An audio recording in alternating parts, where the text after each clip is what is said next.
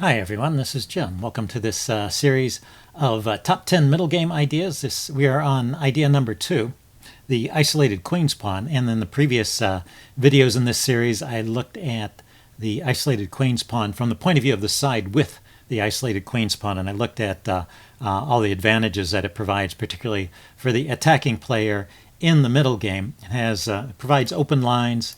It provides squares for the pieces to hang out, and when the pawn is pushed forward, it can open up lines and disrupt the opponent's pawn structure. So those are all the positive aspects of the isolated queen's pawn. So now we want to look at it from the other point of view. What if you have a position where you're fighting against the isolated queen's pawn? What is your strategy? And, well, the ideas have been known for quite a while. Nimzowitsch wrote a lot about the isolated queen's pawn. The first step is to restrain it, prevent it from moving forward. And then the second step is to trade off the pieces, particularly the minor pieces, and go for an endgame where there's nothing left but heavy pieces. And you might get a situation like this. So, well, let's talk about these steps one at a time. The first step, the restraint step. You might think the best way to restrain it is to just place a piece there. That certainly prevents it from coming forward.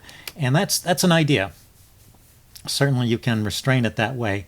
But eventually, if you want to get any pressure against that pawn, you need to vacate that square so your heavy pieces can operate against it. So what Nimzowitsch said about the isolated queen's pawn in this restraint phrase is he said it should be like a modern zoo. You know how in modern zoos animals don't realize they're in cages. They're given the illusion of freedom, but they really can't escape. And so that's what it is. You want to keep it in a position where it can't escape, and but you don't necessarily want to blockade it. And then trading off the minor pieces is one of those things that's easier said than done, but we'll show some examples of ways you can get some exchanges going. And then finally, what I put this position on is kind of to illustrate the endgame ideas. You want to preserve that isolated queen's pawn if you're fighting against it. You want to preserve it all the way to the endgame and then use it as a weakness to try and win the endgame.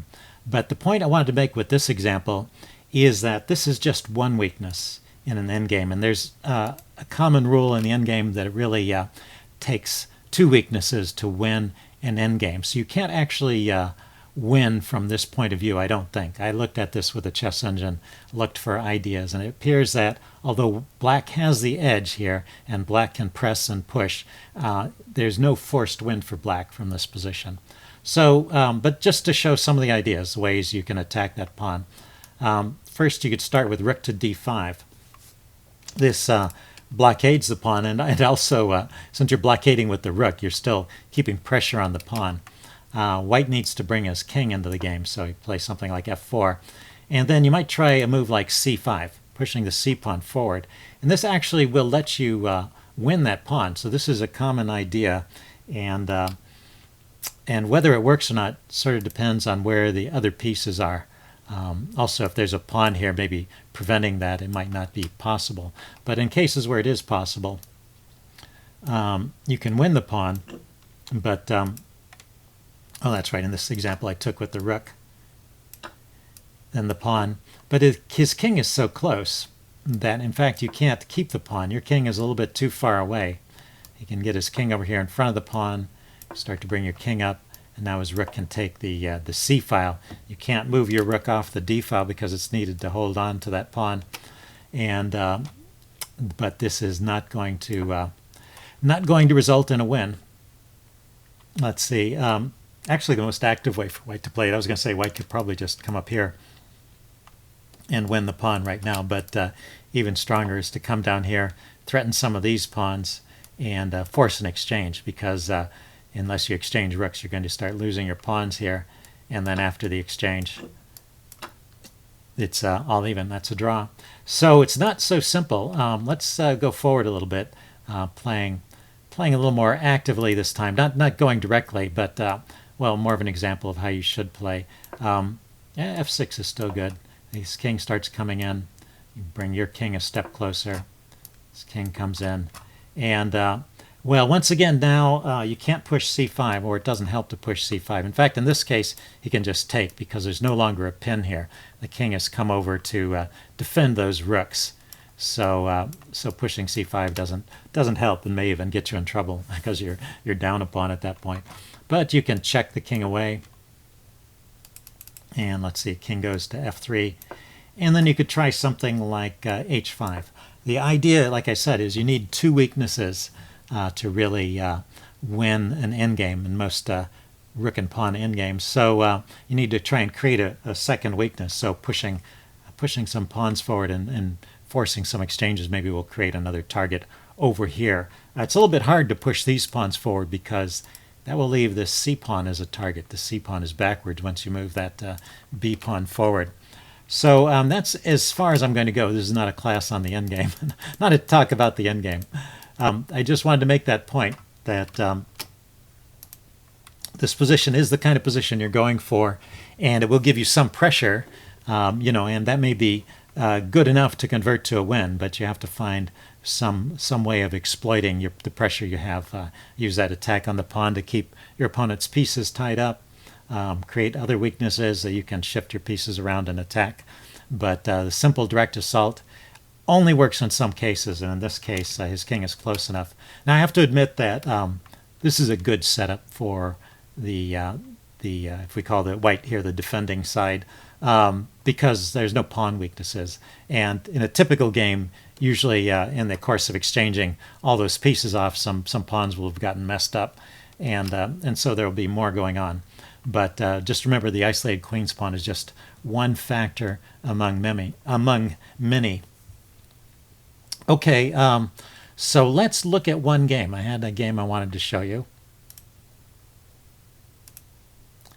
And it's here it is. This game was played in the Russian Championship in 1949 between two players named Furman and Bannock. I have not heard of these players before, so but I thought this was a pretty interesting game, and I'll include a link to it at the end here. Let's see. This position comes out of a Nimzo Indian. We're just going to jump forward to the point where the isolated queen's pawn gets created. It's black's turn to move here. Black takes. White takes back, black takes here, white takes back, and there you have it. White has the isolated queen's pawn, and black is playing against it. And this is a perfectly standard position and a good isolated queen's pawn position. If you put this on a chess engine, it'll give a slight edge to white here. So all the minor pieces are still on, yeah, so anyway, it's a typical isolated queen's pawn position with a slight edge to white, but we're going to watch how black plays against it. So he starts by taking squares away from the minor pieces. So a6, let's see, this bishop comes out to g5, pinning the knight. Now b5, kicking this bishop back. Bishop drops back to d3. Bishop b7, so black is completing his development here. Rook to c1. Very typical placement, putting a rook on the open file next to the isolated pawn. Let's see, bishop back to e7, defending against this pin here, freeing up the knight to move. Queen to e2, looking at the other open file. Knight bd7, rook fd1. So all very logical play. Let's see, rook to c8, opposing this rook on the c file. And we see this slow buildup of forces. Let's see, white now jumps in with knight to e5. So the first offer of a trade here. And black really doesn't want to trade, doesn't want to take that knight off. That would probably lose, actually, because it would open up this d file with the rook and the bishop set up to give a discovered check. But even if it weren't immediately losing tactically, that pawn, once it moves from d4 to e5, it's acts as a real restraining influence on black's position, and also it's no longer isolated, so it's not a weakness for the endgame anymore. So black doesn't want to trade at this point, in spite of what we said about black wanting to get rid of minor pieces. So he moved the knight away. He has a different idea here, and we'll see this on the next move. Bishop drops back to c2, and he plays knight b to d5. So what I am illustrating with this game is the use of this blockading square as a kind of a way station for your pieces. This is a square, black has got these, white has got these squares on either side of the pawn, which are convenient handles for his pieces. And he's got the open files, but black, whoever's opposing the isolated queen's pawn, has the square in front of it, and sometimes it's just a convenient way station for your pieces. White chooses to trade this off, and black takes with the queen. So this is the second piece that has occupied this station, and this comes with the threat. There's an immediate mate threat, and so f3 is played. But remember what I said about weaknesses getting created during the game. This is a slight weakness. Not that white is worse at this point or anything. In fact, the chess engine rated f3 as the best way to defend against that threat. But still, that's something to keep in mind. Watch what happens with that f3 pawn. Okay, at this point, the queen drops back to d6. The queen is never the best blockader. Rooks can come up and chase the queen away, or minor pieces can harass the queen. So just getting away from that square. Let's see, the queen comes over to f2, and h6, kicking the bishop, asking if it wants to trade. The bishop comes back to f4, setting up a threat against the queen here, and now knight to h5, counterattacking the bishop. So the bishop drops back to e3. This isolated pawn is still pretty solidly defended, but it's never had a chance to go forward. So black is definitely operating on that first principle of keeping that pawn restrained where it can't go forward. But he's also doing something else that Nimzowitsch didn't talk about so much, which is using that for a way station for his pieces. Let's see. The black brings the other rook to the game, increasing the pressure on the pawn. Queen goes to d2. Setting up a battery, looking at the king side over here. There may be some ideas. Well, we'll see that later. The bishop drops back to f8. And then the queen goes to d3. So this is a tricky position, but black has got it set up so he can navigate the dangers correctly. So this is a direct threat of mate, and really the best move to defend against that mate is just to bring the knight back. So knight, having chased the bishop back, comes back to defend against the mate threat. And now knight to g4. So also reintroduces the mate threat because of knight takes knight, and the queen can come in here to h7 with check. So the bishop goes back to e7. So there was a little bit of back and forth with that bishop, but black has carefully defended everything. There's no winning attack here. Let's see, bishop f2 is played here in the game, but if we back up and look for a moment at what happens if you try to go for the attack. So you play knight takes f6 with check, bishop takes, the queen comes in with check, king goes to f8. And this bishop, you'll see, is defending the g7 pawn. And there is just no follow-up at this point. So the queen could give one more check, but after the king moves away, the queen is actually trapped, or in danger of getting trapped in the back rank. I guess it can get out via h7 again, but h7, and then the rook comes over, and then it runs back along this diagonal.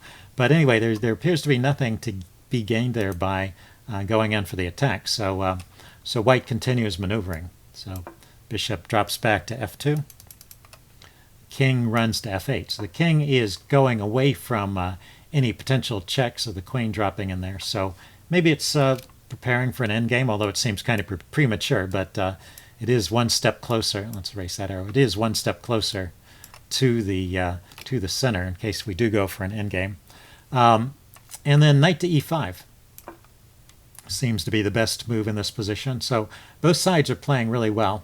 And now the bishop goes to d5. So this is the third piece that has occupied that square. And, well, it's hitting the pawn over here. White decides to drop the bishop back, hold on to the pawn. Now the queen runs out to b4. So having fought off the attack against the king, and blockaded the pawn for a bit. The queen comes over to try and poke at some of these weaknesses over here, maybe induce some more weakening moves. White defends with rook to c2. Queen goes to a4, cancel that. a4. And now two pieces looking at the a-pawn, so b3 was played. Queen goes to a3, kind of making a nuisance of itself, but also needs to find a way to get back into the game as well. And bishop comes out to e3. So a little bit of back and forth here.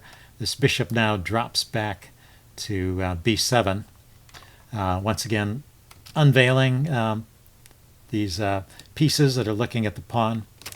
The d rook goes to c1, so white doubles on the c file. Black exchanges off one pair of rooks, and then plays knight to d5. So the third piece, no, the fourth piece, that's the fourth piece that's hopped into that square. So, well, the knight is looking at the bishop, and white decides to go for a tactic at this point. So if you want to think of tactical ideas, what's a tactical move for white at this point? Okay, pause the video if you want some time to think about it. I'm going to give the answer away. The move that white plays here is bishop takes h6. And let's see, although it's not the best move in the position, it is an interesting move. It gives your opponent some ways to go wrong. For example, if you were to take the bishop, well, maybe that's another puzzle for you. If you take the bishop, what is the threat that white has there? What's the continuation after g takes h6? Okay, I'm going to show that answer now, so pause the video if you want time to think about it. After grabbing the bishop, the queen just comes into h7. It can come in by itself because the king got moved away to f8, so that move may have been questionable. And there's two mate threats. The queen is threatening mate here and mate here. And actually, both of them, it is impossible to stop both of them. So that's just a forced mate at that point. So after bishop takes h6, black, of course, doesn't take the bishop, but plays bishop to f6. So the bishop goes back to the f6 square. Oh, maybe not back. I think that was a variation I was looking at, where I was on f6 earlier. Goes to the f6 square, protects this pawn, takes a look at this knight here, maybe setting up some tactics along the d file if that knight is exchanged off. So white responds here with bishop back to c1. The bishop just runs back with a tempo, hitting the queen. The queen escapes to d6. And now this queen goes to e2, getting off of the d file, eliminating any of those tactics. And black plays knight to f4 here. So I guess I'll go ahead and put this move on the board. But this move, you might wonder what's going on with that move. Isn't that knight just hanging there? So there's a tactical defense of that knight. So if you want to try and figure this out, what is going on after bishop takes knight? Okay, I'm going to go ahead with this. Bishop takes knight is what was played. And after that, queen takes d4, wins the pawn and also gets the piece back. So if we back up, this is a pretty good move. It's you're moving the knight with tempo, and you're unleashing this attack on the pawn, which white has suddenly been caught in a position where he's not actually defending the d-pawn. He got involved in his tactical schemes on the king side, got his pieces into this position, and in fact there's nobody at home, nobody defending the d-pawn. So there's no way to avoid it. So that's why that bishop takes h6 tactic at this point. It looks like a good move. It looks like it's winning a pawn, but in fact it's not winning a pawn because the center is being neglected here. It's not like it's a losing move, but it wasn't the best move there. Anyway, let's go back to this position. Knight to f4, bishop takes, queen takes with check. White defended with bishop to e3, hitting the queen, blocking the check, and the queen takes the knight. And so now the tables have turned a little bit. At this point, the position is even from a material point of view. Both sides have a bishop pair, a rook, and a queen, so that's identical. Both sides have 2 pawn islands of 3 pawns and 2 pawns. Black's pawn island is a little closer to the center, but Black's pieces are also a little more active. I think that's with the disappearance of that pawn and the particular way that it came about, Black is just left with a slightly better position. Also, we're now at move 37, and so we're approaching that move 40 time control. I'm guessing that's what's going on because the next couple moves decide the game here. So I'm guessing that White was under some time pressure at this point. But, well, that's what happens. You know, you play these games and you put up a stubborn defense and you equalize and maybe get a little pressure, turning the tables, and your opponent will slip under the pressure. So White decides, perhaps because of time pressure, I'm just speculating because I don't have the times of the game, the times for the moves, but he decides to go for a simplification. He plays a sequence that forces an exchange of queens. Now I looked at this position with the chess engine. The chess engine wants to play like this, wants to go rook d2, just trade off the rooks. Rook d2, rook takes, queen takes, and I don't know, it looks a little bit scary. This queen can come in with a pin on this bishop. Looks like it's pinning and winning the bishop, but also White gets active with queen to d6. And well, the king has to come here. It actually gets mated if it goes the other direction because the escape square is still guarded by the pinned bishop. And well, you know, White can check and pick up a bishop, but White can take that bishop a check and grab a pawn. So anyway, it's a position where Black still has that slight edge, but not clearly winning, and that is the best way for White to hang on. Anyway, like I said, White went for a continuation to simplify, force a trade of queens. He did it by playing bishop c5 check, and that exposes an attack on the queen with tempo. The king has to move. The king goes to e8, and then trading queens. But actually, this is a losing position for White. Can you find the best reply by Black at this point? Okay, it was kind of a clue if I asked you the question. I'm going to give the answer away now. The best reply is rook to d8, rook to d1 check. You don't have to take that bishop or that queen back right away if you've got a check. And well, if the queen comes back to defend, you can take the queen with check and then grab the bishop. So White has to scramble here to find a way to not lose material. Although he does find one. So king to f2. Now the bishop takes the queen, and the bishop is hanging, but Black has a move, and White has a move rather, and White plays rook to e2, attacking Black's bishop. So both bishops are hanging, but after bishop takes h2, Black picks up a pawn, and White saves his bishop, but the rook goes to a1. And this is still winning for Black. So the result of that transaction, the trade of queens, was a winning in-game for Black. That's why I'm guessing it was time pressure, because probably if White had more time to think about it, he might have calculated ahead far enough to realize that the endgame was very bad for White. Black is already a pawn up. This pawn is under fire.